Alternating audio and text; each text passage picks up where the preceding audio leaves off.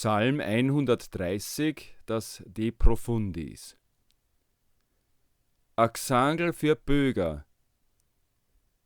Aus dem Rinnsal schrei ich auf zu dir, Chef. Chef, hör an, was ich sag.